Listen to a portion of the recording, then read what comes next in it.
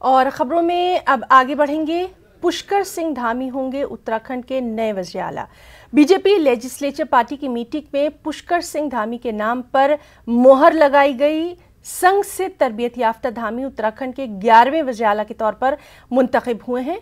पुष्कर सिंह धामी बचपन से ही आरएसएस में शामिल हो गए थे। 10 साल तक अखिल भारतीय विद्यार्थी परिषद में रहे।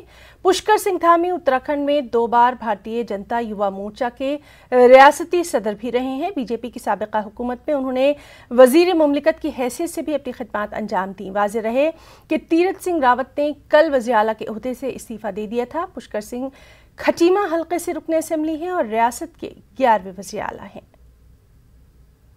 हमारे साथ मौजूद हैं देहरादून से हमारी साथी भारती सकलानी।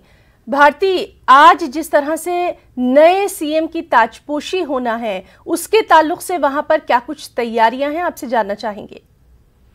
है ना, देखिए शाम 5 बजे जो है वो ओथ सेरेमनी होगी और उसी को लेकर तैयारियां की जा रही हैं। पोर्टफोलियो चेंज किए जाते हैं नहीं, इस पर होमवर्क यहाँ पर किया जा रहा है।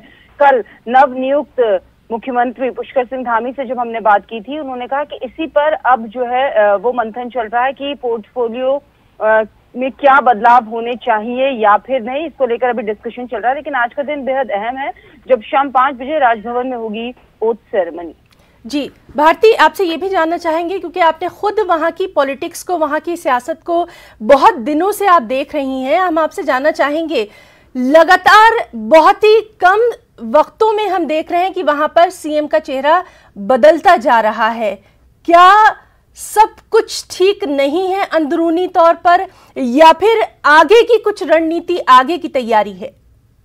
देखिए, आगे की रणनीति जाहिर तौर पर है क्योंकि अब इलेक्शन में जाना है 2022 के लिए और उसी को लेकर अब प्लानिंग करके चल रही है बीजेपी। क्योंकि अब अगर उन्हें जाना है जनता के बीच में तो अपने तमाम कार्यकाल के दौरान की जो उपलब्धियां हैं वो यहाँ पर गिनानी होगी, क्या कुछ काम किए गए हैं वो तमाम बातें यहाँ पर जनता के बीच में रखनी होगी। और इसीलिए ये सबसे ज्यादा जरूरी था क्योंकि यूथ की बात हमेशा से बीजेपी करती रही है और इसीलिए प्रेफरेंस जो है वो यहाँ पर यूथ एक चेहरे को दी गई है। तो ये तमाम फैक्टर्स हैं हिना जिस पर यहाँ पर मंथन हुआ है और जिसको लेकर ये फ्यूचर प्लानिंग भी यहाँ पर बीजेपी करके चली है।